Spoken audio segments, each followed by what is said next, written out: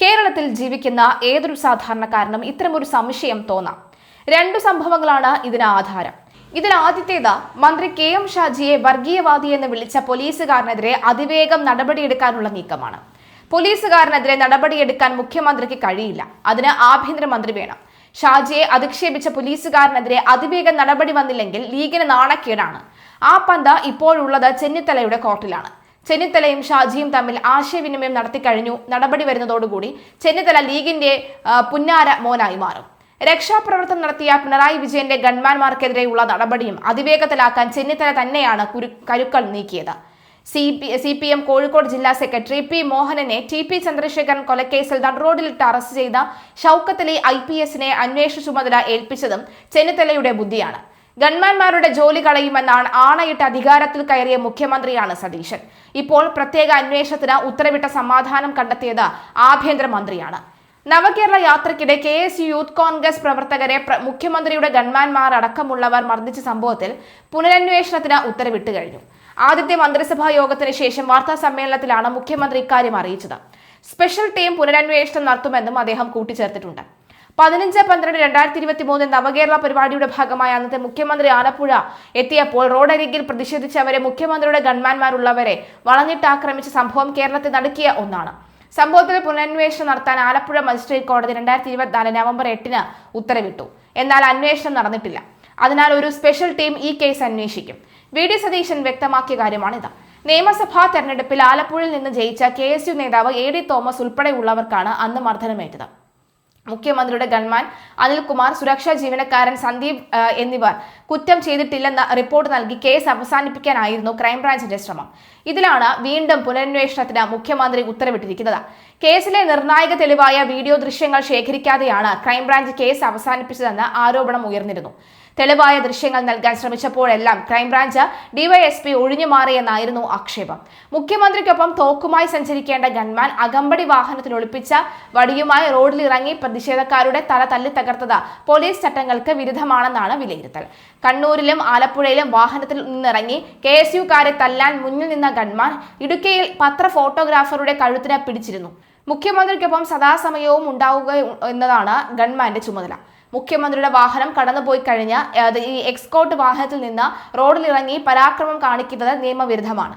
പോലീസുകാർ സാധാരണ ഉപയോഗിക്കുന്ന ലാത്തിയേക്കാൾ നീളമുള്ളതും കാറിലിരുന്ന് തന്നെ വീശിയടിക്കാൻ കഴിയുന്നതുമായ ഓടിയാത്ത ദണ്ഡാണ് ഗൺമാൻ മർദ്ദനത്തിന് ഉപയോഗിച്ചത്. ഇതിൽ മുഖ്യമന്ത്രിക്കുള്ള സുരക്ഷാ വീഴ്ചയും ഗൺമാൻ കാരണമായി. അവിടെയാണ് ചെന്നിത്തല ഗോളടിച്ചത്.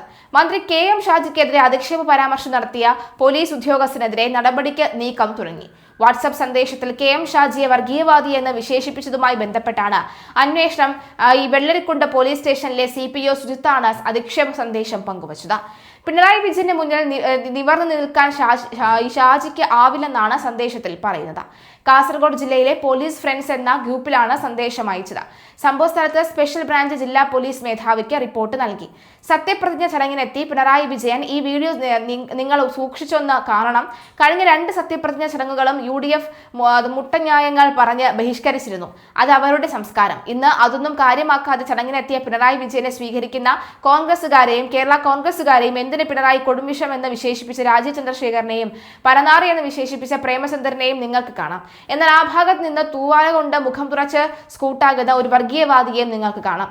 ഉറക്കത്തിൽ പോലും മതം മാത്രം എന്ന പ്രശ്നം എന്ന് പുലമ്പുന്ന KM ഷാജിയെ മയക്ക് കെട്ടി അണികളുടെ മുന്നിൽ തെറിവിളിച്ച് ആളാകാൻ ഏതാവനും പറ്റും. ഷാജിയെ ആ മനുഷ്യന്റെ മുന്നിൽ നിവർന്നു നിൽക്കാൻ നിന്റെ മുട്ട് വിറയ്ക്കും. ഷാജി, നീ വിറയ്ക്കാൻ പോകുന്നതേ ഉള്ളൂ എന്നാണ് വാട്സ്ആപ്പ് ഗ്രൂപ്പിൽ വന്ന സന്ദേശം.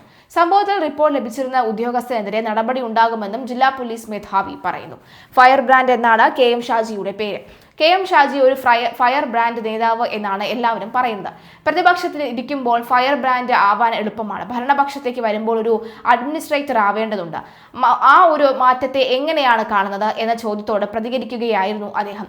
എനിക്കതിൽ യാതൊരുവിധ ഉത്തരവാദിത്വവുമില്ല. ഞാൻ ഇട്ട പേരിനോടല്ലേ എനിക്ക് റെസ്പോൺസിബിലിറ്റി ഉള്ളൂ. ഫയർ ആണോ ബ്രാൻഡ് ആണോ എന്നതല്ല വിഷയം. എന്നെ ഏൽപ്പിച്ച ഉത്തരവാദിത്വം എത്രമേൽ നന്നാക്കിയിട്ട് ചെയ്യാൻ പറ്റും എന്നതാണ് എന്റെ പരിഗണന. അഗ്രസീവായ KM ഷാജിയിൽ നിന്ന് കുറച്ചുകൂടി ഒന്ന് ഭയപ്പെട്ട KM ഷാജിയായി മാറും എന്ന് പറയാൻ കഴിയില്ല. കാരണം ഈ അഗ്രസീവ്നെസ് നമ്മൾ എടുത്തണിയുന്ന ഒരു വേഷമല്ല, അത് നമ്മുടെ ബ്ലഡിൽ തന്നെ ഉള്ള ഒരു സാധനമാണ്. അത് ഇനിയുള്ള ദിവസങ്ങൾ നിങ്ങൾ കണ്ടറിയേണ്ട കാര്യമാണ്. ഞാൻ വെള്ളത്തിൽ വീണ പൂച്ചയാവുമെന്നൊന്നും നിങ്ങൾ വിചാരിക്കേണ്ട. ഉത്തരവാദിത്വങ്ങൾ വരുമ്പോൾ നമ്മൾ ഏത് തരത്തിൽ പെരുമാറും എന്നത് നമ്മൾ അപ്പോൾ മാത്രം പറയാൻ പറ്റുന്ന ഒരു കാര്യമാണ്.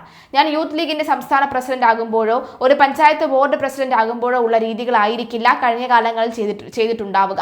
വിമർശിക്കപ്പെടേണ്ട ഘട്ടങ്ങളിലൊക്കെ വിമർശിക്കപ്പെടുകയും എനിക്ക് പറ്റാത്ത സമയത്ത് വളരെ ഉത്തരവാദിത്തപൂർവ്വം എന്നെ മാറ്റാൻ പിറകിൽ ഒരു പാർട്ടിയും ജനങ്ങളും ഉണ്ട് എന്നുള്ള ബോധ്യം ഉണ്ടാവുക എന്നതുമാണ് എൻ്റെ ബാധ്യത. എനിക്ക് തന്നെ എന്നെ കറക്റ്റ് ചെയ്യാനും എനിക്ക് തന്നെ എന്നെ വിമർശിക്കാനും കഴിഞ്ഞാൽ പുറത്തു നിന്നുള്ള വിമർശനത്തെ പരമാവധി കുറയ്ക്കാൻ കഴിയുമെന്നും ഷാജി പറയുന്നു. ജനങ്ങളെ ഏൽപ്പിച്ച 102 അംഗങ്ങളുടെ പിൻബലം എന്നത് വലിയ ഉത്തരവാദിത്വമായിട്ടാണ് ഞങ്ങൾ കാണുന്നത്. ഇനിയുള്ള ദിവസങ്ങൾ ഇതിന്റെ സന്തോഷത്തിൽ നടക്കാനല്ല, മറിച്ച് പാർട്ടിയും ജനങ്ങളും ഏൽപ്പിച്ച ഉത്തരവാദിത്വത്തെ എത്രമേൽ നന്നായിട്ട് നിർവഹിക്കാൻ കഴിയും എന്നുള്ള ആലോചനകളിലായിരിക്കുമെന്നും ഞങ്ങൾ ഉണ്ടാവുക. വകുപ്പുകളെ സംബന്ധിച്ച് സൂചനകൾ ലഭിച്ചിട്ടുണ്ട്, പക്ഷേ പാർട്ടിയാണ് അത് പ്രഖ്യാപിക്കേണ്ടത്. പാർട്ടി പറയുന്നത് വരെ അക്കാര്യം പറയാൻ ഞങ്ങൾക്ക് കഴിയില്ല. രാഷ്ട്രീയം എന്നത് നൈരന്തര്യമാണ്. കഴിഞ്ഞ 5 വർഷത്തെ ഭരണത്തിന്റെ തിരുത്തലുകളുടെയോ തുടരുകളിലൂടെയോ പേരാണ് സർക്കാർ. ഇടതുപക്ഷ ഗവൺമെന്റ് കൊണ്ടുവന്ന കാര്യങ്ങളൊക്കെ മോശമെന്ന് പറയേണ്ട കാര്യമില്ല.